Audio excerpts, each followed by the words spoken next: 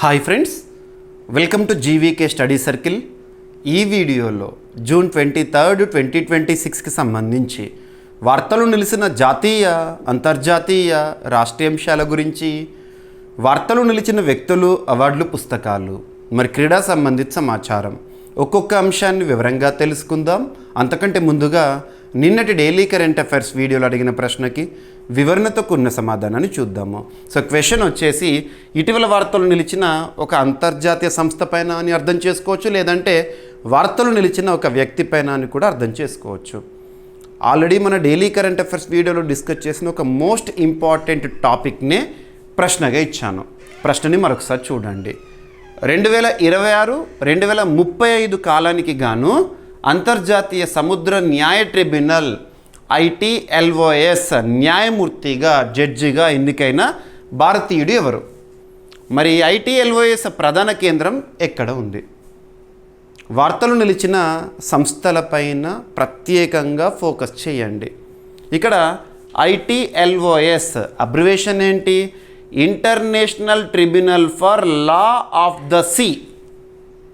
International tribunal for law of the sea. Each and every వర్డ్ని అర్థం చేసుకోండి. International tribunal అంటే అంతర్జాతీయ స్థాయిలో పనిచేస్తున్న ఒక న్యాయ వ్యవస్థ అని చెప్పొచ్చు. కానీ ఇక్కడ ట్రిబ్యునల్ అంటున్నాను. కోర్టుకి ట్రిబ్యునల్కి డిఫరెన్సెస్ మీకు ఐడియా ఉండే ఉంటుంది. కోర్టు అంటే ఏంటంటే అన్ని రకాల కేసులను పరిశీలిస్తుంది, తీర్పులను ఇస్తుంది. ట్రిబ్యునల్ అంటే ఒక స్పెసిఫిక్ పర్పస్ పైన, ఏ అంశం పైన అయితే ఆ ట్రిబ్యునల్ వేయబడిందో ఆ అంశంపైనే కేసులను స్వీకరిస్తుంది, విచారిస్తుంది, తీర్పులను ఇస్తుంది. సో ట్రిబ్యునల్ అంతర్జాతీయ న్యాయస్థానం అనుకోవచ్చు. ఇక్కడ international tribunal for what? Law of the sea. అంతర్జాతీయ స్థాయిలో లేదా ప్రపంచంలో సముద్రాలకి సంబంధించి, సముద్ర చట్టాలకి సంబంధించి కేసులు ఏవైతే ఉంటాయో వాటిని పరిశీలిస్తుంది, పరిష్కరిస్తుంది, తీర్పులను ఇస్తుంది ఈ సంస్థ, international tribunal for law of the sea. మరి ఈ సంస్థ యొక్క ప్రధాన కేంద్రం ఎక్కడ అంటే హ్యాంబర్గ్. గుర్తుంచుకోండి, ఈ హ్యాంబర్గ్ ఎక్కడ ఉంది అంటే జర్మనీ దేశంలో ఉంది. ఏదైనా ఒక అంతర్జాతీయ సంస్థని మనం వార్తల్లో చూస్తున్నప్పుడు ఆ సంస్థకి సంబంధించిన బేసిక్ పాయింట్స్, ఓకేనా? హ్యాంబర్గ్ జర్మనీ కేంద్రంగా పనిచేస్తుంది ITLOS. మరి ఈ ITLOSలో ఎంతమంది జడ్జెస్ ఉంటారు, ఎంతమంది న్యాయమూర్తులు ఉంటారు అంటే 21 మంది న్యాయమూర్తులు ఉంటారు. ఆ 21 మందిలో ఒక భారతీయుడు ఇక్కడ వార్తల్లో ఉన్నారు. ఒక భారతీయుడు అంటున్నాను. 21 మంది జడ్జెస్లో ఒకరు, అంటే అమాంగ్ 21 జడ్జెస్ ఒక భారతీయుడు. తన పేరు ఇక్కడ ఏంటి మీరు గుర్తుంచుకోవాలంటే bumble N Patel. Bumble N Patel. Bumble N Patel. తను 2026, 2035 కాలానికి గాను ఈ ITLOSలో వన్ ఆఫ్ ద జడ్జిగా ఎన్నికయ్యారంటున్నాను. ఈ ఎన్నికలు ఎక్కడ జరిగినాయి రీసెంట్గా అంటే జూన్ 2026లో న్యూయార్క్, అమెరికాలోని న్యూయార్క్లో అన్క్లాస్కి సంబంధించి United Nations Convention on law of sea, UNCLOS అంటాం, United Nations Convention on law of the seas. మరి ఈ అన్క్లాస్కి సంబంధించి 36th మీటింగ్ రీసెంట్గా అమెరికాలోని న్యూయార్క్ వేదికగా జరిగింది. అందులో ఈ ఎన్నికలు జరిగినాయి. సో మన భారతీయుడు జడ్జిగా ఎన్నికవడం జరిగింది మరొకసారి. మరి ఈ రానున్న అక్టోబర్ 1 రోజున 2026 అక్టోబర్ 1వ తేదీన బిమల్ ఎన్ పటేల్ గారు తన పదవీ బాధ్యతలను స్వీకరించనున్నారు. మరి ఇప్పటివరకు ITLOSలో జడ్జిగా మన భారతీయులు ఎవరైనా ఉన్నారా అంటే ఉన్నారు, ప్రస్తుతం కూడా ఉన్నారు. నీరూ చద్దా. సో తన స్థానంలో అక్టోబర్ 1 రోజున మన భారత ప్రాతినిధ్యము మరొకసారి చూడబోతున్నాం, కొనసాగుతుంది. ఓకేనా? గుర్తుంచుకోండి. సో 2026, 35 కాలానికి గాను అంతర్జాతీయ సముద్ర న్యాయ tribunal ITLOS international tribunal for law of the sea న్యాయమూర్తిగా బిమల్ ఎన్ పటేల్ గారు ఎన్నికవ్వడం జరిగింది. ఈ సంస్థ యొక్క ప్రధాన కేంద్రం ఎక్కడ ఉంటుంది అంటే హ్యాంబర్గ్, జర్మనీ. అంతర్జాతీయ స్థాయిలో లేదా ప్రపంచంలో సముద్రాలకు సంబంధించి, సముద్ర చట్టాలకు సంబంధించి, సముద్ర సంబంధిత కేసులకు సంబంధించి వివాదాలను పరిష్కరిస్తుంది తీర్పుల రూపంలో. ఓకేనా? సో బిమల్ ఎన్ పటేల్ గారు తను ఎవరి స్థానంలో బాధ్యతలు స్వీకరించబోతున్నారు మన భారతదేశం నుంచి? నీరు చద్దా గారి స్థానంలో తను ప్రస్తుతం ఉన్నారు. తన పదవీకాలం ముగియబోతోంది. అక్టోబర్ 1న బిమల్ ఎన్ పటేల్ గారు రాబోతున్నారు. సో నేను ఏవైతే మీకు పాయింట్ చెప్పానో అవన్నీ కూడా ఇక్కడ స్లైడ్లో చూపించాను. ఓకేనా? ఎనఫ్. సో ప్రముఖ భారత న్యాయవేత్త బిమల్ ఎన్ పటేల్ గారు అంతర్జాతీయ సముద్ర న్యాయ ట్రిబ్యునల్ ITLOS న్యాయమూర్తిగా ఏ కాలానికి, కాలం ఇంపార్టెంట్ ఇక్కడ, 2026-2035 కాలానికి ఎన్నికయ్యారు.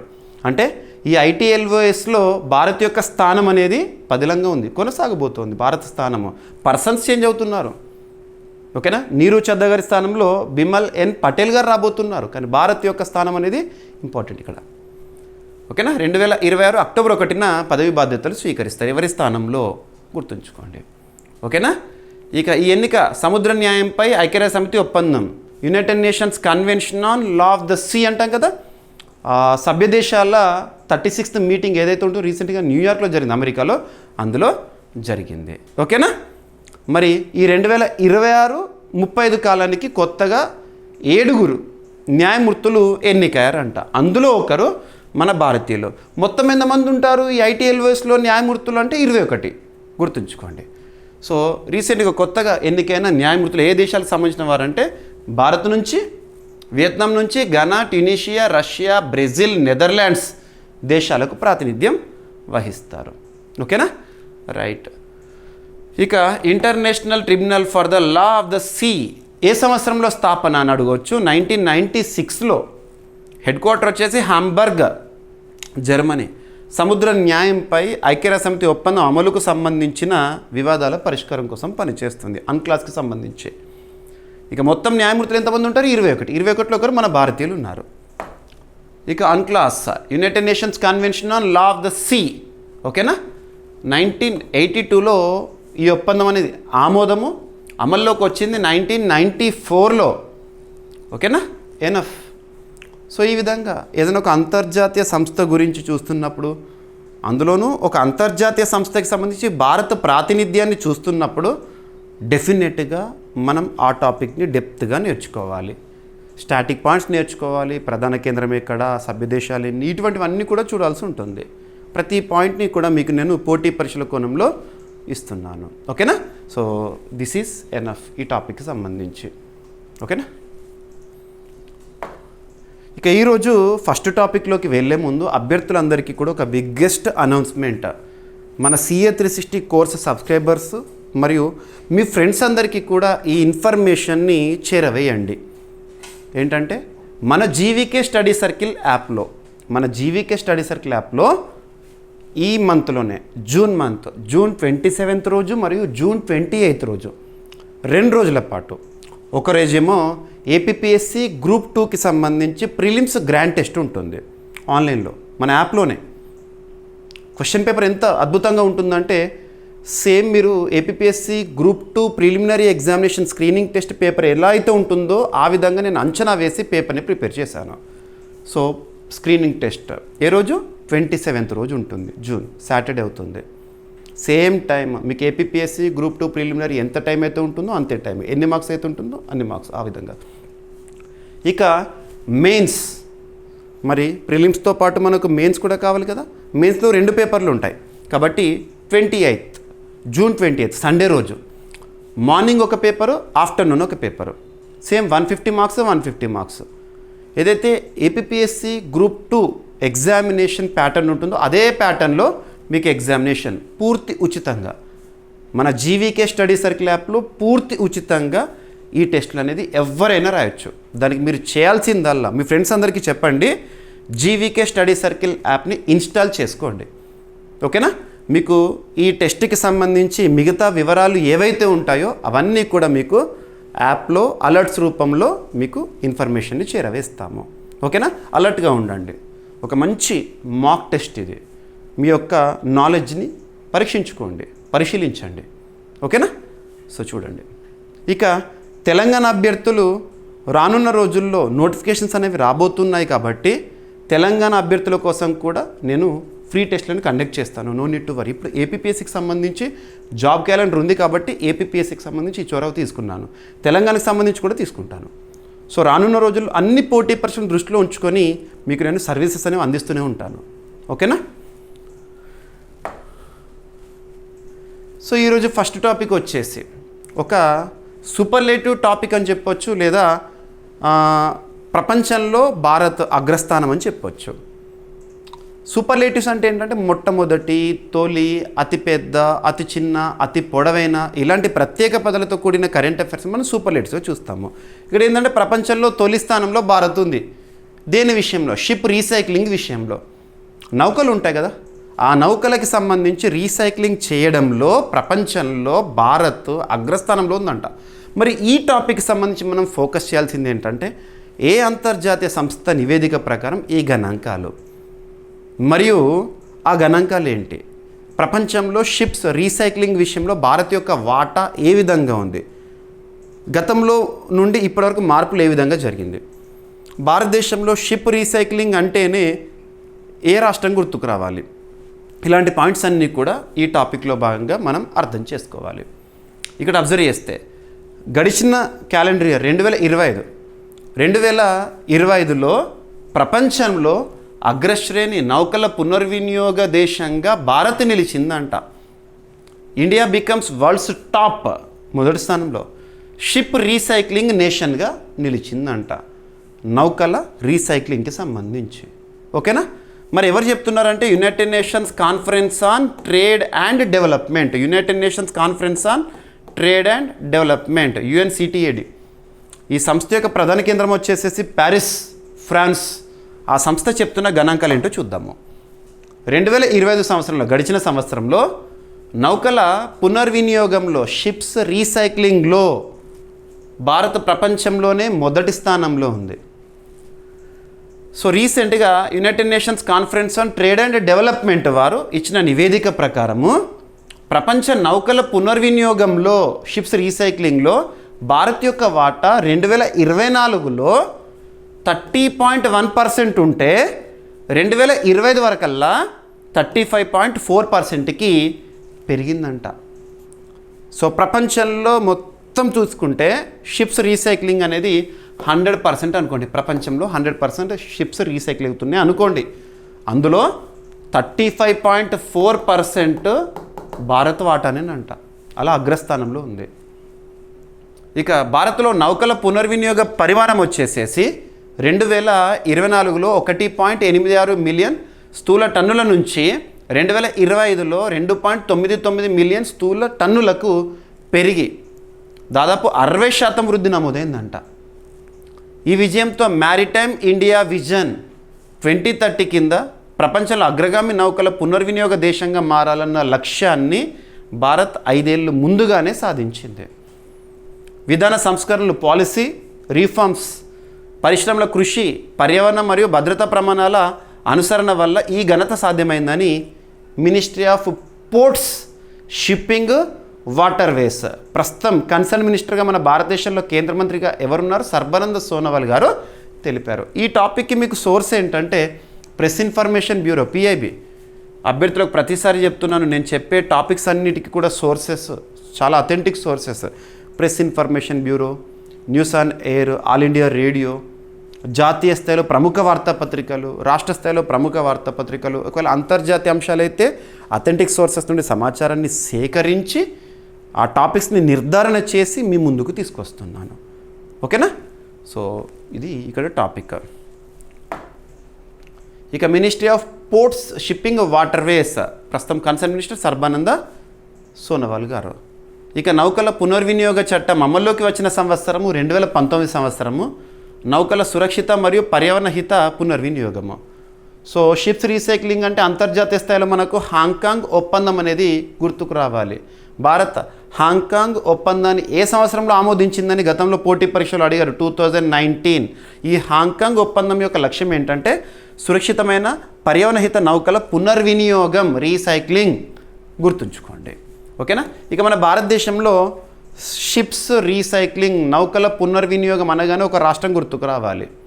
గుజరాత్ రాష్ట్రము అలాంగ్ షిప్ రీసైక్లింగ్ యార్డ్ అనేది ఎక్కడ ఉంది అని ఎగ్జామినేషన్లో ఈ కంటెక్స్ట్లో క్వశ్చన్ అడగవచ్చు. గుజరాత్ రాష్ట్రంలో ఉంది. ఎనఫ్ ఈ పాయింట్స్, ఓకేనా. ఇక నెక్స్ట్ రక్షణ రంగానికి సంబంధించి అభ్యర్థులకు ప్రతిరోజు నేను చెప్తున్నాను, డిఫెన్స్ రిలేటెడ్గా రానున్న పోటీ పరీక్షల్లో మీరు ఎక్కువ మొత్తంలో ప్రశ్నలను ఎక్స్పెక్ట్ చేసి తీరాల్సిందే రక్షణ రంగానికి సంబంధించి. కారణం ఏంటంటే ప్రతిరోజు అట్లీస్ట్ 2 to 3 టాపిక్స్ డిఫెన్స్ రిలేటెడ్గానే మనకు కనబడుతున్నాయి. వాటన్నిటి కూడా నేను పోటీ పరీక్షల కోణంలో డిస్కస్ చేస్తున్నాను. సో ఇక్కడ ఈరోజు క్లాస్లో మనకు అరౌండ్ ఒక 2 టాపిక్స్. సో చూడండి, భారత అపాచీ మరియు M777 వ్యవస్థలకు అమెరికా సహాయ ప్యాకేజీ ఆమోదం అంట. ఒక సపోర్ట్ డీల్ అమెరికాకు సంబంధించి. ఈ టాపిక్లోకి వెళ్ళే ముందు ఫస్ట్ ఆఫ్ ఆల్ అపాచీ హెలికాప్టర్స్ని మనం ఏ దేశం నుండి దిగుమతి చేసుకుంటున్నాం ఇది కావాలి. డిఫెన్స్ రిలేటెడ్గా డిఫెన్స్ ఇంపోర్ట్స్ అనే సెగ్మెంట్ చాలా ఇంపార్టెంట్. మన రక్షణ రంగ అవసరాలు తీర్చుకోవడంలో భాగంగా భారత్ వివిధ దేశాలపైన ఆధారపడుతోంది. అందులో భాగంగా అమెరికాని తీసుకున్నారనుకోండి, అమెరికా నుండి మనం రక్షణ సంబంధిత దిగుమతులను వేటిని దిగుమతి చేసుకుంటామంటే పొసిడాన్ 8I నిఘా విమానాలు ఇండియన్ నేవీలో సేవలు అందిస్తున్నాయి. Apache, Chinook, MS-60 Romeo helicopters అనగానే మనకు ఏ దేశం గుర్తుకు రావాలి? అమెరికా నుండి దిగుమతి చేసుకుంటున్నాము. At the same time Harpoon missiles అమెరికాకు సంబంధించినవి, మరియు సిగ్ సావర్ తుపాకులు అమెరికా నుంచి. ఇలా చెప్పుకుంటూ పోతే చాలా. మరి అమెరికా నుండి మనం దిగుమతి చేసుకున్న అపాచీ హెలికాప్టర్స్ ఏవైతే ఉంటాయో, M777 సిస్టమ్స్ ఏవైతే ఉంటాయో వాటి యొక్క సర్వీస్ కోసము, సర్వీసింగ్ చేసుకోవడం కోసం సహాయార్థము అమెరికా ఎంత మొత్తంలో సహాయ ప్యాకేజీకి ఆమోదం తెలిపింది అంటే అమెరికన్ డాలర్స్లో తీసుకుంటే $482 మిలియన్. $482 మిలియన్. భారత కరెన్సీలో తీసుకుంటే 4,557 కోట్ల రూపాయల సహాయ ప్యాకేజీకి ఏ దేశం ఆమోదం తెలిపింది? అమెరికా. ఇక్కడ ఎగ్జామినేషన్లో అపాచీ అని మెన్షన్ చేశాడు అనుకోండి, అమెరికా పేరు ఇవ్వడు, మనం గుర్తించాలి. అమెరికా పేరు ఇచ్చారనుకోండి, అపాచీ అనే పేరుని ఆప్షన్స్లో మనం చూడవచ్చు ఈ విధంగా. ఓకేనా? Enough. So US clears $482 million support deal for India's, భారతదేశంలో ఉన్న సేవల్లో ఉన్న అపాచీ హెలికాప్టర్స్ మరియు M777 హోవిట్జర్స్ కోసం, వ్యవస్థల కోసము. ఓకేనా? అపాచీ అంటే బోయింగ్ సంస్థ అభివృద్ధి చేస్తుంది, అమెరికాకు సంబంధించింది.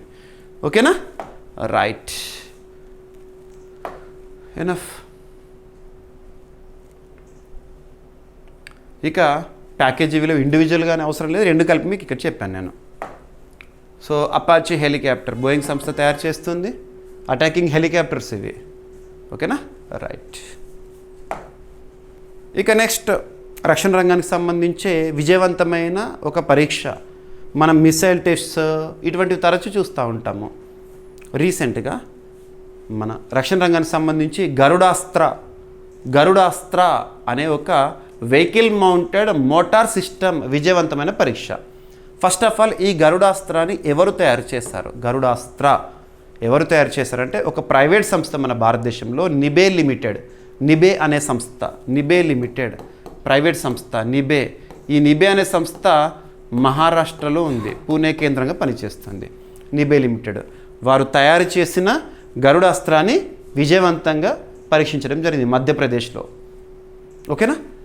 అండ్ ఇంకోటి ఏంటంటే భారతదేశంలో రక్షణ రంగ ఉత్పత్తులు చాలా ఇంపార్టెన్స్ ఉన్న టాపిక్. రీసెంట్గా మనం చూసాము రికార్డు స్థాయిలో గడిచిన ఆర్థిక సంవత్సరంలో 2025-26 ఆర్థిక సంవత్సరంలో రికార్డు స్థాయిలో మన భారతదేశంలో రక్షణ రంగ ఉత్పత్తులు చూసాము. 1.78 lakh crore రూపీస్ రక్షణ రంగ ఉత్పత్తుల విలువ గడిచిన ఆర్థిక సంవత్సరంలో. అందులో ప్రైవేట్ రంగ సంస్థల పాత్ర పెరిగింది. అందులో ఎగ్జాంపుల్ ఇటువంటివి అన్నట్టు. ఓకేనా? గరుడాస్త్ర. ఈ గరుడాస్త్ర ప్రత్యేకత ఏంటంటే ఇది 120 mm వెహికల్ మౌంటెడ్ మోటార్, అంటే వాహనం వేదికగా పనిచేస్తుంది సింపుల్గా. ఓకే, దీని రేంజ్ వచ్చేసేసి 7 to 10 kilometers రేంజ్, ఎటువంటి లక్ష్యాన్నైనా కూడా ఛేదిస్తుంది. ఓకేనా? రైట్. ఎనఫ్. సో భారత్ 2026 జూన్లో స్వదేశీ గరుడాస్త్ర, స్వదేశీ పరిజ్ఞానంతో తయారు చేయబడిన గరుడాస్త్ర 120 mm వెహికల్ మౌంటెడ్ మోటార్ సిస్టమ్ని విజయవంతంగా పరీక్షించింది. ఈ వ్యవస్థను నిబే లిమిటెడ్ లేదా నైబ్ లిమిటెడ్ అభివృద్ధి చేయగా మధ్యప్రదేశ్లోని మౌలో దీన్ని పరీక్షించారు. ఇది ఒడిశాలో జరగలే పరీక్ష, మధ్యప్రదేశ్లో. గరుడాస్త్ర భారత్లో అభివృద్ధి చేసిన అత్యంత భారీ స్వదేశీ లేదా ఇండిజినస్ వెహికల్ మౌంటెడ్ మోటార్ సిస్టమ్స్లో ఒకటి. వెహికల్ ఆధారంగానే దీన్ని లాంచ్ చేస్తారు సింపుల్గా. ఇది ఖచ్చితమైన ప్రెసిషన్ స్ట్రైకింగ్, ఇది ఖచ్చితమైన అగ్ని మద్దతు, అధిక చలనశీలత, వేగవంతమైన మోహరింపు మరియు యుద్ధ రంగంలో మెరుగైన రక్షణ కోసం రూపొందించబడింది. ఈ వ్యవస్థను 2 సిబ్బంది నిర్వహించగలుగుతారు. దీన్ని 30 సెకన్ల లోపు మోహరించవచ్చు గరుడాస్త్రాన్ని. కాల్పుల అనంతరం వెంటనే స్థానాన్ని మార్చుకునే వేగవంతమైన దాడి స్థానం మార్పు సామర్థ్యం ఇందులో ఉంటుందంట. ఇది 60 సెకండ్లలో దాదాపు 12 రౌండ్లను కాలుస్తుందంట. ఓకేనా? రైట్. వెహికల్ మౌంటెడ్ సిస్టమ్ ఇది. ఇక్కడ మిషన్, దాని నుండి పేలుడు పదార్థం వెళ్తుంది అన్నట్టు. అస్త్రం. ఓకేనా? రైట్. గరుడాస్త్ర ప్రత్యేకత ఏంటి, ఎవరు తయారు చేస్తారు, మరి ఎవరికి ఇచ్చారు? త్రివిధ దళాల్లో ఇండియన్ ఆర్మీలో ఇది సేవలు అందిస్తుంది. ఇండియన్ ఆర్మీ మనకు త్రివిధ దళాల్లో army, navy, air force important కదా. ఆర్మీ చీఫ్గా ప్రస్తుతం ఉపేంద్ర ద్వివేది గారు పనిచేస్తున్నారు. తన పదవీ విరమణ జరుగుతుంది ఈ జూన్ ఎండ్లో. తన స్థానంలో నూతన ఆర్మీ చీఫ్గా ధీరజ్ సేత్ గారు వస్తారు. ఇక ఇండియన్ నావికాదళం చీఫ్గా ప్రస్తుతం కృష్ణ స్వామినాథన్ గారు విధులు నిర్వర్తిస్తున్నారు. లాస్ట్ మంత్ మే మంత్లో దినేష్ కే త్రిపాఠి గారు పదవి విరమణ చేశారు. ఇక ఇండియన్ ఎయిర్ ఫోర్స్ సంబంధించి ఎయిర్ మార్షల్ ఏపీ సింగ్ గారు ప్రస్తుతం విధులు నిర్వర్తిస్తున్నారు. ఇక ఈ త్రివిధ దళాలకు సంబంధించిన సమన్వయాధికారి ఎవరు? CDS, chief of defence staff, ప్రస్తుతం ఎవరు? ఎన్ఎస్ రాజాసుబ్రమణి గారు. ఇటీవల కాలంలో రక్షణ రంగానికి సంబంధించి చాలా మార్పులు జరిగినాయి. నెక్స్ట్ డిఆర్డిఓకి సంబంధించి సమీర్ వి కామత్ గారి స్థానంలో రాజేష్ కుమార్ సింగ్ గారు వచ్చారు. గుర్తుపెట్టుకోండి. ప్రస్తుతం రక్షణ శాఖ మంత్రిగా రాజ్నాథ్ సింగ్ గారు ఉన్నారు. ఎనఫ్. ఇక నెక్స్ట్ మన భారతదేశం నుంచి కొన్ని ప్రోడక్ట్స్ వివిధ దేశాలకు ఎగుమతి అవ్వడము తరచూ చూస్తున్నాం. మొట్టమొదటిసారి కొన్ని ప్రోడక్ట్స్ ఎగుమతి అవుతున్నాయి. యూకే కానివ్వండి, కెనడా కానివ్వండి, అలాగా.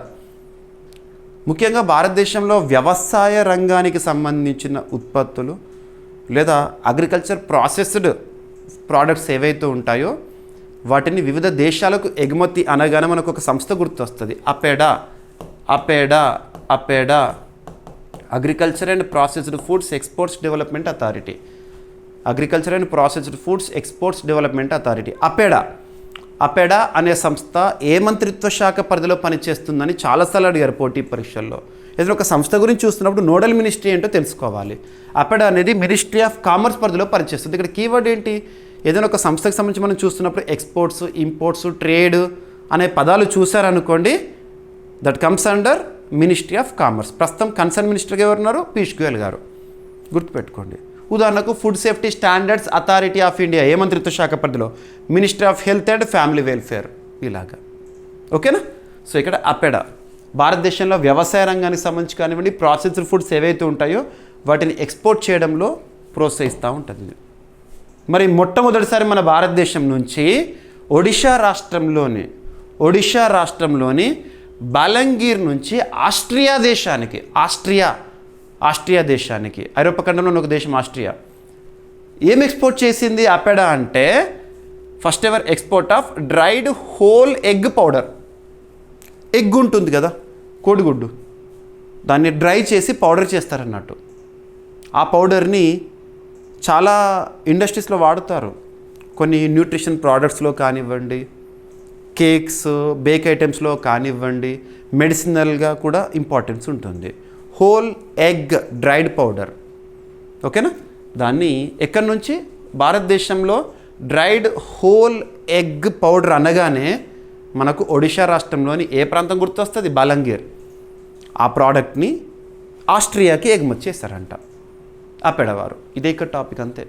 ఇటీవల కాలంలో ఉత్తరాఖండ్ లిచీల ఎగుమతి అపెడా అని ఇటువంటి మనం చూసాము. అలాంటిది ఈ టాపిక్. ఓకేనా? రైట్. ఎంత ఎగుమతి చేస్తారు ఇదంతా అవసరం లేదు, గుడ్డు పొడి. ఓకేనా? మరి ఈ ఎగ్ పౌడర్ ఎందులో వాడతారంటే కామన్గా ఫుడ్ ప్రాసెసింగ్ సెక్టార్లో, బేకరీ ఐటమ్స్లో, మిఠాయి స్వీట్స్ తయారీలో మరియు ఔషధ రంగాల్లో ఎక్కువ కాలము స్టోర్ ఉంటుంది. ఎగ్ అయితే పాడైపోతుంది, పౌడర్ చేసామనుకొని డ్రై చేస్తే అది ఎంతకాలమైనా ఉంటుంది. అదే ఇక్కడ ప్రత్యేకత బలంగీర్ నుంచి. సో ఆస్ట్రియా దేశానికి ఎగుమతి అన్నారు కదా. మనం కరెంట్ అఫైర్స్లో భాగంగా చాలా టాపిక్స్ డిస్కస్ చేస్తున్నాం. ఒక టాపిక్లో భాగంగా ఒక దేశం గురించి వచ్చినా, ఒక రాష్ట్రం గురించి వచ్చినా, ఒక సంస్థ గురించి వచ్చినా, ఒక కూటమి గురించి వచ్చినా బేసిక్ పాయింట్స్ అన్నీ ఇస్తున్నాను. ఆస్ట్రియా రాజధాని వచ్చేసేసి వియన్నా. కరెన్సీ వచ్చేసి యూరోజోన్లో ప్రస్తుతం 21 సభ్య దేశాలు ఉన్నాయి. 21వ సభ్య దేశం బల్గేరియా జనవరి 1, 2026 నుంచి అఫీషియల్గా. మరి యూరోజోన్లో ఉన్న 21 సభ్య దేశాల్లో ఒకటి Austria. Euro is the currency కాబట్టి. ఇక అధ్యక్షుడు అలెగ్జాండర్ వాన్ డర్ బెలెన్. ఏ దేశానికి? ఆస్ట్రియా దేశానికి. ఇక ఆస్ట్రియా దేశ ఛాన్సలర్గా ప్రస్తుతం క్రిస్టియన్ స్టాకర్ గారు ఉన్నారు. సో ఇటీవల తరచు వార్తల్లోకి వచ్చారు తను. ఇక APEDA agriculture and processed foods exports development authority. APEDA ఆ సంస్థ 1986లో స్థాపన. అపెడా యాక్ట్ 1985 ఆధారంగా న్యూఢిల్లీ కేంద్రం పనిచేస్తుంది. అపెడా సంస్థకి ప్రస్తుతం చైర్పర్సన్గా అభిషేక్ దేవ్ గారు, సీనియర్ ఆఫీసర్ గారు విధులు నిర్వర్తిస్తున్నారు. ఒక సంస్థ గురించి చూస్తున్నప్పుడు ఆ సంస్థకి ప్రస్తుతం కీలక బాధ్యతలు నిర్వర్తిస్తున్న వ్యక్తి ఎవరు, ఇవి కూడా మీకు చెప్తున్నాను. ఎందుకంటే పోటీ పరీక్షలు అడుగుతున్నారు. ప్రతి పాయింట్ మీకు ఇస్తున్నాను ఎగ్జామినేషన్ పాయింట్ ఆఫ్ వ్యూలో. మనం ఈ కరెంట్ అఫైర్స్ క్లాసుల ద్వారా కరెంట్ అఫైర్స్ కోణంలో 100% సాధించడంతో పాటు జనరల్ స్టడీస్లో కూడా మ్యాక్సిమం స్కోర్ చేయగలుగుతాం. జీకే పాయింట్ ఆఫ్ వ్యూలో మీకు ఎటువంటి బిట్ వచ్చినా ఎగ్జామినేషన్లో మీరు స్కోర్ చేసేస్తారు ఈజీగా. అవన్నీ కవర్ చేస్తున్నాను నేను, రైట్. ఇక నెక్స్ట్ సూపర్లేటివ్ టాపిక్. మొట్టమొదటి, తొలి, అతిపెద్ద, అతి చిన్న, అతి పొడవైన, ఇలాంటి ప్రత్యేక పదాలతో కూడిన కరెంట్ అఫైర్స్ సూపర్లేటివ్స్ కదా. ఇక్కడ సూపర్లేటివ్ టాపిక్ ఏ రాష్ట్రానికి సంబంధించిన న్యూస్లోకి వచ్చిందంటే తమిళనాడు. ఇటీవల తమిళనాడు సార్వత్రిక ఎన్నికలు చూసాం మనము. అక్కడ టీవీకే విజయ్ దుందుబి లార్జెస్ట్ పార్టీ, బట్ అక్కడ హంగ్ ఎలక్షన్ చూసాము. టీవీకే అయితే ప్రభుత్వాన్ని ఏర్పాటు చేసింది. సి జోసెఫ్ విజయ్ గారు ప్రస్తుతము తమిళనాడులో ముఖ్యమంత్రిగా విధులు నిర్వర్తిస్తున్నారు. గవర్నరు రాజేంద్ర అర్లేకర్ గారు, కేరళ గవర్నర్, తమిళనాడు కూడా అదనపు బాధ్యతలు. ఇకపోతే దేశంలోనే మొట్టమొదటి 3D printed artificial reef modules. ఈ సెంటెన్స్ చూడగానే ఆన్సర్లో రాష్ట్రాల పేర్లు చూస్తారు, తమిళనాడుని గుర్తించండి అంతే, ఓకేనా. తమిళనాడులో దేశంలోనే మొట్టమొదటి 3D ప్రింటెడ్ ఆర్టిఫిషియల్ రీఫ్ మాడ్యూల్స్ని ఏర్పాటు చేస్తున్నారు. మరి ఇందులో ఏ ఐఐటి పాత్ర ఉందంటే IIT Madras, Indian institute of technology Madras, గుర్తుపెట్టుకోండి. ఇక ఈరోజు ప్రశ్న ఆల్రెడీ నిన్నటి డైలీ కరెంట్ అఫైర్స్ వీడియోలో మనం డిస్కస్ చేస్తున్న టాపిక్నే ఇచ్చాను చూడండి. అంబుబాచి మేళా ఏ రాష్ట్రంలో జరుగుతుంది? ప్రత్యేకత ఏంటి?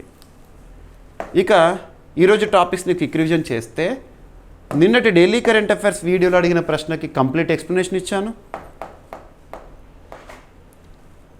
అభ్యర్థులందరూ కూడా ఏపీపీఎస్సి గ్రూప్ 2 ఎగ్జామినేషన్ గ్రాండ్ టెస్ట్లను రాయండి పూర్తి ఉచితంగా. జస్ట్ యాప్ ఇన్స్టాల్ చేసుకోండి, మీరు టెస్ట్ని రాయండి. 27th, 28th 2 రోజుల పాటు మీకు టెస్టులు ఉంటాయి, free tests. So first topic వచ్చేసి 2025లో ప్రపంచంలో అగ్రశ్రేణి నౌకల పునర్వినియోగ దేశంగా భారత్ అపాచీ M777 వ్యవస్థలకు అమెరికా సహాయ ప్యాకేజీ ఆమోదం తెలిపింది. స్వదేశీ గరుడాస్త్ర 120 mm వెహికల్ మౌంటెడ్ మోటార్ విజయవంతమైన పరీక్ష. ఆస్ట్రియా దేశానికి whole egg powder, dried whole egg powder ఎగుమతి అపెడా సంస్థ నుంచి. తమిళనాడులో దేశంలోనే తొలి త్రిమితీయ ముద్రిత కృత్రిమ పగడపు దిబ్బ నమూనాలు, India's first 3D printed artificial reef modules Tamil Nadu. IIT Madras పాత్ర ఏంటి, ఇవన్నీ చూడండి. ఉస్మానియా విశ్వవిద్యాలయానికి ఒకేసారి 4 ISO ధృవపత్రాలు. So India's advanced hybrid 2G ethanol biorefinery Uttar Pradesh రాష్ట్రానికి సంబంధించి భారతదేశంలోని తొలి private second generation ethanol project కోసము 150 కోట్ల రూపాయల ఆర్థిక సాయము. అండ్ భారతదేశంలో కొత్త నవరత్న కంపెనీగా గుర్తింపు పొందింది చెన్నై పెట్రోలియం కార్పొరేషన్ లిమిటెడ్, ఓకేనా. ఇక భారత్కు ప్రపంచ బ్యాంకు $1.5 బిలియన్ రుణాన్ని ఆమోదించింది. ఎందుకోసమో? PFRDA వారు, pension fund regulatory and development authority వారు ప్రారంభించిన పెన్షన్ సహాయక పోర్టల్. సో పెన్షన్దారులు ఎవరైతే ఉన్నారో వారికి సంబంధించిన ఫిర్యాదులను నమోదు చేయడం కోసం ఉద్దేశించబడిన ఆర్టిఫిషియల్ ఇంటెలిజెన్స్ బేస్డ్ పోర్టల్. అండమాన్లో కొత్త వైల్డ్ బ్రింజాల్ స్పీసీస్ని బొటానికల్ సర్వే ఆఫ్ ఇండియా శాస్త్రవేత్తలు గుర్తించారు. హైదరాబాద్లో గాంధీ సరోవర్ ప్రాజెక్ట్కి రక్షణ శాఖ భూమిని కేటాయిస్తూ అనుమతి. ఇక బ్రిటన్ ప్రధానమంత్రి పదవికి కీర్ స్టార్మర్ గారు రాజీనామా చేశారు. అంతర్గత పార్టీ ఒత్తిళ్లు కానివ్వండి, సొంత పార్టీలోనే వ్యతిరేకత కారణంగా బ్రిటన్ ప్రధాని పదవికి రాజీనామా చేసిన లేబర్ పార్టీ నాయకుడు కీర్ స్టార్మర్ గారు. ఇక ఈరోజు ప్రశ్న, అంబుబాచి మేళా ఏ రాష్ట్రంలో జరుగుతుంది? ఈ మేళా యొక్క ప్రత్యేకత ఏంటి? చాలా ఇంపార్టెన్స్ ఉన్న టాపిక్. అభ్యర్థులు ప్రతిరోజు మన డైలీ కరెంట్ అఫైర్స్ వీడియో చూడండి, మీకు ప్రతిరోజు అందిస్తున్నాను. ఎక్స్ప్లెనేషన్ అంతా విన్న తర్వాత ఈ కంటెంట్ మొత్తం కూడా మీకు ఇక్కడ చూపిస్తున్న ప్రతి పాయింట్ కూడా మీకు పీడిఎఫ్ రూపంలో మన జీవీకే స్టడీ సర్కిల్ యాప్లో CA 360 కోర్సులో అందుబాటులో ఉంటుంది. తెలుగు మీడియం అభ్యర్థుల కోసం తెలుగులో ఇస్తున్నాను, ఇంగ్లీష్ మీడియం అభ్యర్థుల కోసం ఇంగ్లీష్లో ఇస్తున్నాను. పీడిఎఫ్ని డౌన్లోడ్ చేసుకొని చదవండి. ఏమైనా మిస్లేనియస్ టాపిక్స్ ఉంటే మాత్రం రేపటి క్లాస్లో జోడించి డిస్కస్ చేద్దాము. రేపు మళ్ళీ కలుద్దాం. Thank you.